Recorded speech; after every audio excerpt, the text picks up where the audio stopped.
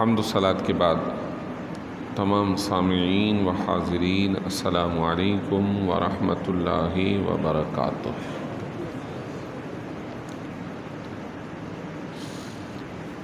ایک آیت مبارکہ کا جز تلاوت کرنے کا شرف حاصل کیا ہے۔ اللہ تعالیٰ اس کے تحت ہمیں صحیح سماعت کرنے اور عمل کی توفیق عطا فرمائے۔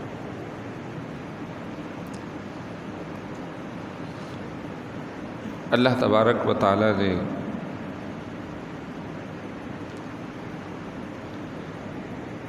ارشاد فرمایا کہ فَاعْلَمْ أَنَّهُ لَا إِلَٰهَ إِلَّا اللَّهُ، جان لو عبادت کا حقدار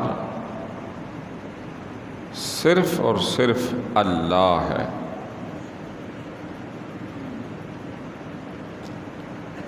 عبادت اس کا اہل وہ ہے کہ جو خالق اور مالک ہے، جس کی قدرت ہر شے میں عیاں ہے۔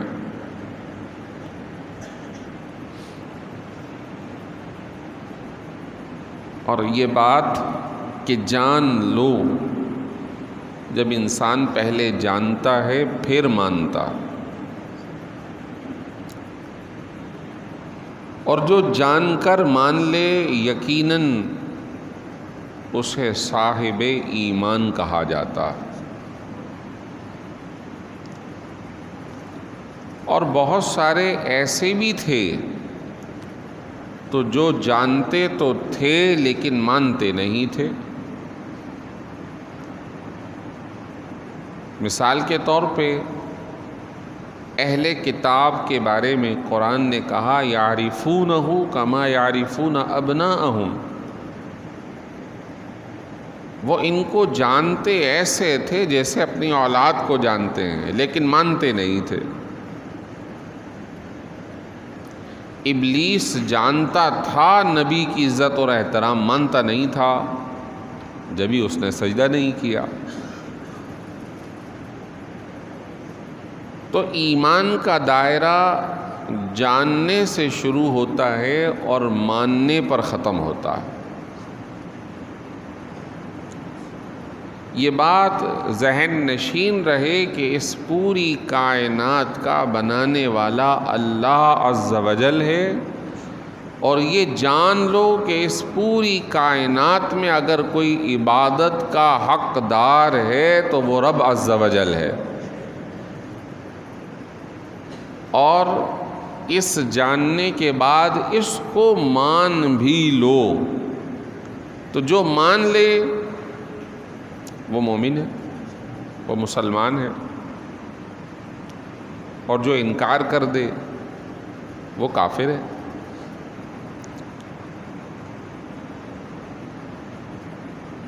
پرانے زمانے کے اندر کچھ فکریں، کچھ مذاہب وہ اس طور پر کام کرتے تھے، یا آج بھی ایسے لوگ موجود ہیں کہ جو بات عقل میں آئے اسے مانو، اور جو عقل تسلیم نہ کرے اسے نہ مانو۔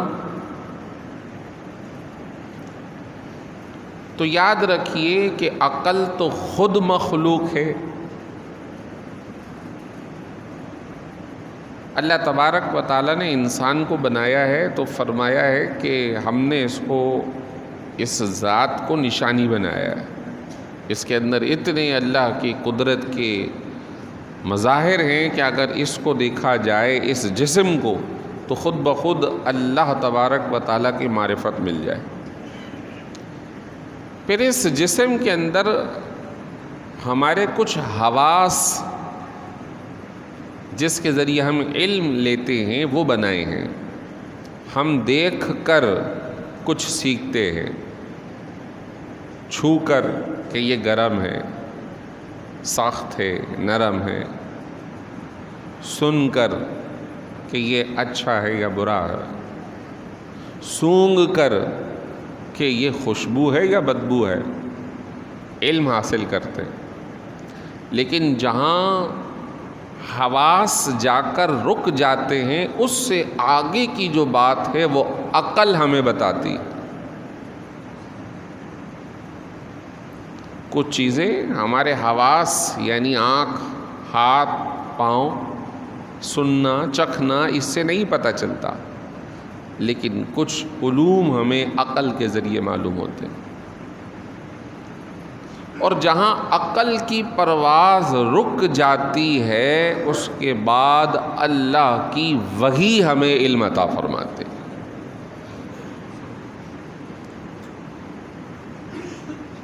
اور یہی وہ چیز ہے کہ اسلام عقل کا تابع نہیں ہے، بلکہ عقل کو اسلام کے تابع کرنا ہوگا۔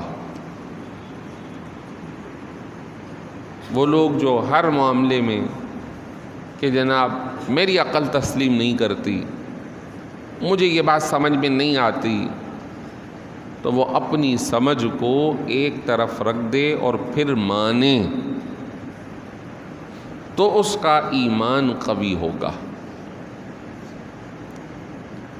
اب حواس کے ہم نے کسی کو دیکھا نہیں، حواس کے ہم نے اللہ کو نہیں دیکھا، حواس کے ہم نے نبی کریم صلی اللہ علیہ وسلم کو نہیں دیکھا، ہم نے تو قرآن کو اترتے ہوئے نہیں دیکھا نہ سنا، لیکن عقل اس بات کو تسلیم کرتی ہے کہ ایسا ہوا ہے۔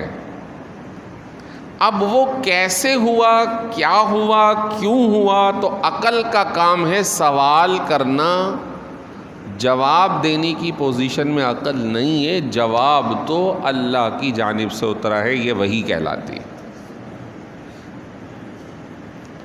اور جو عقل کے تابعدار رہے، جس کو ہم عقلیات یا فلسفہ کہتے ہیں، تو کوئی بھی فلسفی دوسرے کے فلسفے کو ایکسیپٹ نہیں کرتا، دوسرے کی فکر کو قبول نہیں کرتا۔ اس کا مطلب ہے ہر ایک کی عقل الگ الگ طریقے سے کام کر رہی ہے۔ آپ کے دماغ میں جو بات ہے وہ ان کے نہیں ہے، جو ان کے ہے وہ ان کے نہیں ہے، آپ کی جو رائے ہے وہ ان کی رائے نہیں ہے۔ ہر ایک کی اپنی اپنی رائے ہے، اور ایک ہی وقت ایک ہی بندے کی دو وقتوں میں الگ رائے ہو جاتی ہے۔ ایک مرتبہ دماغ یہ کہتا ہے کہ یہ کام یوں صحیح رہے گا، دوسرے وقت میں کسی دوسرے اینگل سے سوچتے ہیں یہ یوں صحیح نہیں رہے گا، یوں صحیح رہے گا۔ تو ایک ہی بندے کی اپنی ایک ہی عقل اپنی ایک ہی رائے کی مخالفت کر دیتی ہے، تو سینکڑوں لوگوں کی عقل ایک دوسرے سے کیسے میچ کر جائیں گے؟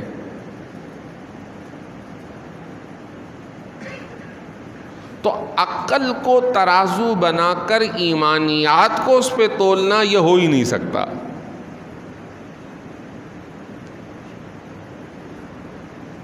تو یہ بات بتائی گئی کہ جان لو اللہ کے سوا کوئی معبود نہیں ہے، وَإِلَٰهُكُمْ إِلَٰهٌ وَاحِدٌ، تمہارا الہ ایک ہی ہے۔ اور جو عقل کے تابع رہے تھے، انہوں نے پھر مختلف لوگوں سے یا مختلف چیزوں سے اپنے آپ کو متاثر کرنا شروع کر دیا، دب گئے۔ تو کبھی ڈرے تو سورج کی پوجا شروع کر دی، کبھی ڈرے تو سانپ کو اپنا خدا مان لیا، اور کبھی زچ کھا گئے تو گائے بھینس کا گوبر اور پیشاب پینا شروع کر دیا، خوف زدہ ہو گئے۔ ایمان مسلمان کو مضبوط اور بہادر بناتا ہے، اور یہ نظریہ دیتا ہے تم ان کے تابع نہیں، یہ ساری چیزیں اللہ نے تمہارے لیے پیدا کر دی۔ سخر لکم ما فی السماوات والارض، اللہ نے زمین و آسمان میں جو کچھ ہے وہ تمہارے لیے بنایا ہے، تمہیں ان کے لیے نہیں بنایا، تمہیں تو اپنے لیے بنایا۔ وَإِلَٰهُكُمْ إِلَٰهٌ وَاحِدٌ، تمہارا خدا تو وہ ہے جو ایک اللہ عز و جل ہے۔ یہ فکر ہے، فکر اسلامی، جو ساری فکروں سے ساری جھنجھٹوں سے اسے آزاد کرتی ہے، ورنہ وہ کبھی ادھر جھکا ہوا ہے، کبھی ادھر جھکا ہوا ہے، کبھی ادھر جھکا ہوا ہے، کبھی ادھر خدا کہتا ہے، کبھی اس کی مانتا ہے۔ مثال کے طور پہ ہم کیونکہ ہندوستان پاکستان ایک ہی علاقے میں رہے ہیں، تو کیونکہ وہاں کی رسم و رواج اور سوشل میڈیا کا زمانہ ہے، میڈیا کا زمانہ ہے، ہر بندہ دیکھتا ہے کہ کوئی کچھ کر رہا ہے، کوئی کچھ کر رہا ہے، کوئی کچھ کر رہا ہے۔ لیکن اسلام ایسا آفاقی نظام ہے جو ان ساری جھنجھٹوں سے اسے آزاد کر کے فقط اپنے سامنے جھکنے کا حکم دیتا۔ جان لو اللہ کے سوا کوئی معبود نہیں۔ اور جیسے جیسے یہ علم بڑھتا چلا جائے گا، یعنی یوں سمجھ جائیے کہ اس کے بھی درجات ہیں۔ ایک ایسا آدمی ہے جسے بس مختصر کلمہ شریف معلوم ہے یا بنیادی باتیں، بھئی ہم تو ایک اللہ کو مانتے ہیں، رسول کو مانتے ہیں، بس آگے اس کی ڈیٹیل کیا ہے، کیا غور و فکر ہے، کیا تدبر ہے، کیا علم ہے، کیا مزید دریچے ہیں علم کے، اور مزید کتنے باغات ہیں علم کے، کتنے اور مزید دروازے ہیں علم کے، وہ اسے نہیں معلوم۔ لیکن جس پر ایک کھڑکی کھل جاتی ہے وہ اور مضبوط ہو جاتا ہے، کس پہ 2 کھل گئیں وہ اور مضبوط ہو گیا، کسی پہ 10 کھل گئیں وہ اور مضبوط ہو گیا۔ اور جس کے سامنے سارے علم کے جو دریچے ہیں وہ کھل جائیں تو پھر وہ اتنا جری، بہادر، شجاع ہوتا ہے کہ وہ عین موت کے موقع پہ بھی کھڑا ہو کر مسکرا رہا ہوتا ہے، یہ تو عارضی ہے، مجھے وہاں دائمی میں جانا ہے۔ پھر صوفیہ کا اگر کلام شروع کر دیا جائے، صوفیانہ بزرگان دین کا، تو پھر تو وہ کہتے ہیں کہ وحدت الوجود کی کیفیت ہے کہ یہ سب کچھ عارضی اور فانی ہے، ہر ایک شے میں ایک ہی وجود کار فرما ہے، وہ اللہ عز و جل کا۔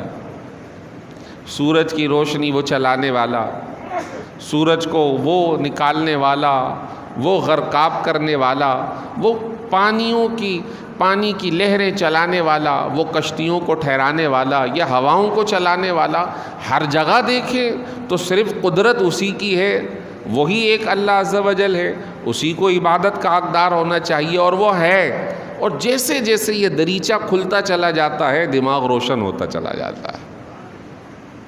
جبھی اللہ تعالیٰ نے فرمایا انما یخشی اللہ من عبادہ العلماء، اہل علم اللہ سے زیادہ ڈرتے ہیں۔ خشیت اور خوف اور تقوی اور پرہیزگاری اور اللہ کی طرف رجوع، یہ جتنا علم بڑھتا چلا جائے گا اللہ کی یہ خشیت اور خوف اللہ تعالیٰ اسے مزید عطا فرماتا رہے گا۔ ایمانیات کے بنیادی جو حصے ہیں وہ توحید و رسالت و آخرت ہے۔ یہ 3 پلر ایسے ہیں جو انسان کو ایسے مضبوط کر دیتے ہیں کہ اس طرح کی جو کیفیت ہے وہ کہیں اور نہیں پائے جا سکتے۔ جب توحید کا ماننے والا ہوگا تو اس کی جان سب سے چھوٹ کر ایک مولا عز و جل کی طرف ہو جائے گی، اور جب رسالت کا ماننے والا ہوگا تو اس کو یہ طریقہ پتہ چلے گا کہ مجھے اس کا ہونا ہے تو کیسے ہونا ہے، مجھے اس کا ہونا ہے تو کیسے ہونا ہے۔ کیوں؟ اللہ نے خود فرمایا قل ان کنتم تحبون اللہ فاتبعونی، اے حبیب کہہ دیجئے جو میرا محبوب بننا چاہتا ہے وہ میرے حبیب کا تابع دار بن جائے، اور جو ان کا تابع دار ہو جائے وہ میرا تابع دار ہے۔ من یطع الرسول فقد اطاع اللہ، جو ان کی مان لے اس نے اللہ کی مان لی، اور جو ان کی مان لے تو پھر کیا ہوگا؟ فَأُولَٰئِكَ مَعَ الَّذِينَ أَنْعَمَ اللَّهُ عَلَيْهِم مِّنَ النَّبِيِّينَ وَالصِّدِّيقِينَ وَالشُّهَدَاءِ وَالصَّالِحِينَ وَحَسُنَ أُولَٰئِكَ رَفِيقًا ذَلِكَ الْفَضْلُ مِنَ اللَّهِ۔ جو ان کی مان لے پھر ہم انہیں انبیاء، شہداء، صالحین کے ساتھ اٹھائیں گے، اور فرمایا ذَلِكَ الْفَضْلُ مِنَ اللَّهِ، یہ اللہ کی طرف سے بہت بڑا فضل ہوگا، یہ بہت بڑا فضل ہوگا۔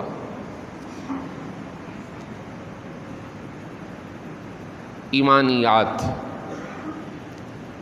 اللہ تبارک و تعالیٰ کی ذات ہی ہے جو ہر شے میں کار فرما ہے۔ جب انسان اس نہج پہ پہنچ جائے اور اپنی عقل کو کمتر کر کے اللہ تبارک و تعالیٰ کو ہی ہر شے میں مؤثر مانے، اور الحمدللہ مومن مانتا ہے، تو پھر یہ کیفیت ہو جاتی ہے کہ وہ اپنے آپ کو مائنس کر دیتا ہے کہ جو کچھ ہے میرے اللہ کی طرف سے ہے. تو پھر اس کے اوپر کتنے ہی مشقتوں کے پہاڑ ہی ٹوٹ پڑے لیکن وہ پھر بھی کھڑا نظر آتا ہے کہ یار جو ہونا ہے وہ اللہ کی طرف سے ہونا ہے، اور جو کچھ ملنا ہے اللہ کی طرف سے ملنا ہے، تو میری ذات کا کیا ہے. مجھ جیسے مجھ سے بہتر بھی وہ آزمائشوں میں گھرے ہوئے ہیں. اور جو لوگ ایک اللہ کو ماننے والے نہیں، پھر ان کی جو کیفیت ہوتی ہے وہ یہ ہوتی ہے جب تک انہیں مل رہا ہو تو وہ بڑے خوشحال ہیں، اور جیسے ہی ان کی آزمائش شروع تو ان کے پاس اب تھامنے کو کچھ نہیں. اب وہ کہتے ہیں اب میرا مائنس کا سلسلہ جو ہے وہ شروع ہو گیا، اب یہ کتنا جائے گا، وہ اس کو برداشت نہیں کر پاتے، اور پھر وہ اپنی جان لے لیتے ہیں جسے ہم خودکشی کہتے ہیں. کہتے ہیں کہ اس وقت خودکشی کا جو ریشو سب سے زیادہ ہے وہ جاپان میں ہے، حالانکہ مادی اعتبار سے ترقی یافتہ ملک ہے، ٹیکنالوجی کے اعتبار سے ترقی یافتہ ملک ہے، ہر قسم کے ریسورس ان کو حاصل ہیں، ذرائع انہیں موجود ہیں. لیکن کیا وجہ ہے کہ موت یا خودکشی کے جو فیگرز ہیں وہ ان ممالک میں، یورپ میں سب سے زیادہ ہیں. اس کی وجہ یہ ہے کہ یہ الہیات سے خالی ہے، یہ عقلیات کے تابع ہیں. وہ کہتے ہیں جو کچھ ہے وہ یہی ہے، جب تک پلس پوائنٹ چلتا رہے اس وقت تک ٹھیک ہے، جیسے ہی مائنس پوائنٹ شروع ہو تو پھر سمجھ لو ختم، اب رہنا فضول. تو وہاں باقاعدہ قانون بن گئے کہ اگر کوئی بندہ چاہے کہ میں مرنا چاہتا ہوں قانونی طور پہ تو اس کو حق حاصل ہے، بندہ اپنے جسم کا مالک ہے، لہذا زہر کے انجیکشن ٹھکوا لے اور مر جائے، قانونی طور پہ کوئی مسئلہ نہیں ہے. اور اگر کوئی زیادہ بوڑھا ہو گیا ہے، آل اولاد یا دیگر عزیز کہتے ہیں یہ بوجھ بن گیا ہے، تو قانونی طور پہ درخواست دی جائے اپنے عزیز کو زہر کا انجیکشن لگاؤ اور مارو، اس کو تسلی دو. یہ قانوناً ہے. لیکن اسلام کچھ اور نظریہ دیتا ہے. اسلام یہ کہتا ہے کہ جب طاقت ہو تب بھی تم اللہ کے تابع دار ہو، جب کمزور ہو تب بھی اللہ کے تابع دار ہو. صحت بھی من جانب اللہ ہے اور کمزوری بھی من جانب اللہ ہے. حیات بھی اللہ کی طرف سے تو موت بھی اللہ کی طرف سے. اور پھر یہ کہا گیا کہ ہم نے بنایا ہے اس حیات اور موت کو، کیوں؟ تاکہ ہم تمہیں آزمائیں، ایکم احسن عملا، کہ تم میں سے اچھے اعمال کرنے والا کون ہے. تم میں سے اچھے اعمال کون کرتا ہے؟ تم میں سے کون ہے جو ہمارا تابع دار رہتا ہے؟ آج صورتحال اوورال مسلمان الحمدللہ اللہ کے حکم کے تابع دار ہیں، لیکن یقیناً جس پوزیشن پہ آج ہیں وہ بہت تنزل کی پوزیشن ہے. ہمارے بزرگوں کا یا تعلیمات اسلامی کا اسٹیٹس یہ نہیں ہے جس پہ آج ہم کھڑے ہیں. ہمیں اس سے بہت بلند ہونا چاہیے، بہت بلند ہونا چاہیے، نظریاتی طور پہ بھی، اخلاقی طور پہ بھی، کردار کے اعتبار سے بھی، رویوں کے اعتبار سے بھی. اور یہ ہم اللہ کے ایک ماننے والے ہیں، توحید و رسالت کے ماننے والے ہیں، تو ہم جب مان چکے تو پھر ان کے ماننے پہ عمل درآمد بھی ہونا چاہیے.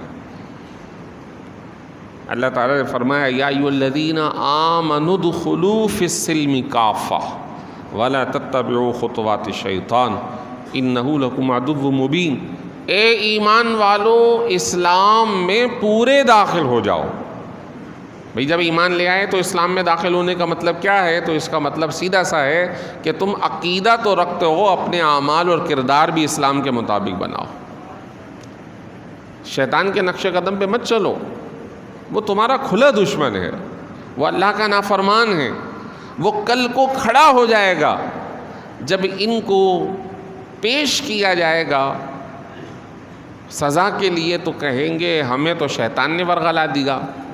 اور شیطان نے کہے گا کہ میرا کوئی تم پہ غلبہ تھوڑی تھا، میں نے تو تمہیں صرف وسوسہ دیا تھا، کیا تو تم نے خود ہے، لہذا تم خود بھگتو. اور یہ میں اپنی طرف سے نہیں کہہ رہا، یہ قرآن پاک میرے پاس موجود ہے، میں آپ کو سورہ ابراہیم کی وہ آیت پڑھ کے سناتا ہوں، نمبر بھی بتاتا ہوں کہ وہ شیطان کل کیا کہے گا۔ سورہ ابراہیم کے اندر جو کہ 13ویں پارے کی آیت ہے، یہ اللہ تبارک و تعالی ارشاد فرما رہا ہے، وقال الشیطان لما قضی الامر، جب فیصلے ہو جائیں گے، جو نافرمان تھے اللہ کے ان کے بارے میں فیصلے ہو جائیں گے، انہیں سزا کا حکم ہو جائے گا، تو شیطان کہے گا ان اللہ وعدکم وعد الحق، اللہ نے جو تم سے وعدہ کیا تھا وہ تو اس نے حق وعدہ کیا تھا، آج تمہیں سزا کا حکم ہو گیا۔ ووعدتکم فاخلفتکم، اور جو میں نے تم سے وعدہ کیا تھا تو میں تو اپنے وعدے سے پھر رہا ہوں، میں پیچھے ہٹ رہا ہوں۔ وما کان لی علیکم من سلطان، اور میرا تم پر کسی قسم کا غلبہ تھوڑی تھا، الا ان دعوتکم فاستجبتم لی، میں نے تمہیں دعوت دی، تم نے میری بات قبول کر لی، فلا تلومونی ولوموا انفسکم، مجھے ملامت مت کرو، اپنے آپ کو ملامت کرو، خود بھگتو اپنی سزا۔ یہ اللہ تعالیٰ کا کلام ہے، یہ کوئی اسٹوری نہیں ہے، یہ قصہ نہیں ہے، یہ ریئل بات سنا رہا ہوں کہ کل یہی ہونا ہے۔ آج اللہ اس کے رسول کے حکم کے تابع دار بن جاؤ، شیطان کی پیروی چھوڑ دو، ورنہ کل کو وہ کھڑا ہو کے کہے گا مجھے ملامت مت کرو، خود بھگتو، مجھے ملامت مت کرو، اپنے آپ کو ملامت کرو۔ ما انا بمصرخکم وما انتم بمصرخی، نہ میں تمہاری فریاد کو پہنچ سکوں گا اور نہ تم میری فریاد کو آ سکتے ہو، میں تمہارا کوئی ساتھ دینے والا نہیں ہوں۔ انی کفرت بما اشرکتمونی من قبل، جو پہلے تم مجھے شریک ٹھہرایا کرتے تھے تو میں تو تم سے بیزار ہوں، میں تم سے بیزار ہوں، میں بری ذمہ ہوں۔ ان الظالمین لہم عذاب علیم، تو جو ظلم کرنے والے ہوں گے انہیں دردناک عذاب دے دیا جائے گا۔ میرے بھائیوں، یہ آیت قرآنی، یہ قرآن پاک ہمیں دعوت دے رہا ہے کہ سیدھی راہ کو ہی اختیار کرو۔ ہم سب کا مولا عز و جل اللہ تبارک و تعالی عبادت کا حقدار ایک ہی ہے، اسی کی ماننے، اور اس کو ماننے کا طریقہ کیا ہے؟ ماننے کا طریقہ ہے سرکار دو عالم صلی اللہ علیہ وسلم کی سنت مبارکہ کو تھامنا اور آخرت پہ کامل یقین رکھنا۔ سب سے زیادہ بگڑنے کی جو وجہ ہے وہ آخرت کا تصور غیر مسلموں کو نہیں، وہ سب کچھ سمجھتے ہیں کہ یہ دنیا ہے، اسی میں عیش ہے، اسی میں سب کچھ ہے، جسے دنیا مل گئی اسے سب کچھ مل گیا۔ جبکہ مسلمان کا نظریہ یہ ہے کہ یہ دنیا عارضی اور فانی ہے، اصل تو دنیا شروع ہی اس وقت ہوگی، اصل تو زندگی شروع ہی اس وقت ہوگی جب آنکھیں بند ہوں گی۔ جب آنکھیں بند ہوں گی تو پھر جو آج اگر کمزور ہے تو کل اللہ اسے طاقتور فرما دے گا۔ اور ان لوگوں کو سمجھنا چاہیے جو کسی کمزور پر زیادتی کر رہے ہیں، ظلم کر رہے ہیں، لوٹ رہے ہیں، اور اپنے پاور سے، اپنے عہدے منصب سے لوگوں پر زیادتی کر رہے ہیں، انہیں ہمیشہ یہاں نہیں رہنا۔ جو کل لوگوں کو لاتے مارا کرتے تھے، آج اللہ نے انہیں معذور کر کے بستروں پہ ڈال دیا ہے۔ جو کل تک لوگوں کے مال لوٹ کر کھا رہے تھے، آج وہ کینسر اور نہ جانے کس کس بلاؤں کے اندر مبتلا ہو کر پڑے ہیں۔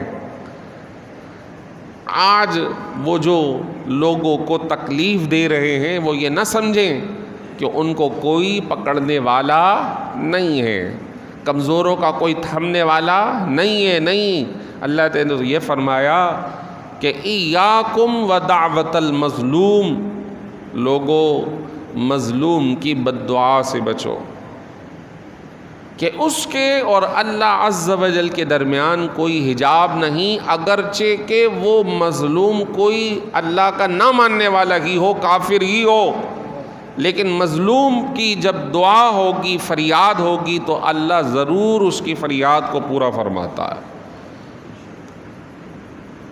آج اصل زیادتی کا مرکز آخرت کے تصور کا نہ ہونا یا کمزور پڑ جانا ہے۔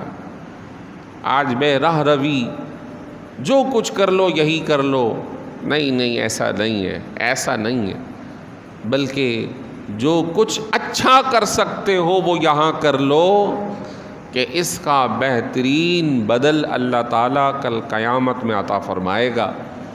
اللہ تبارک و تعالیٰ سے دعا کرتے ہیں اللہ تعالیٰ ہمیں کامل اسلام پہ عمل کی توفیق عطا فرمائے۔ وآخر دعوانا ان الحمد للہ رب العالمین۔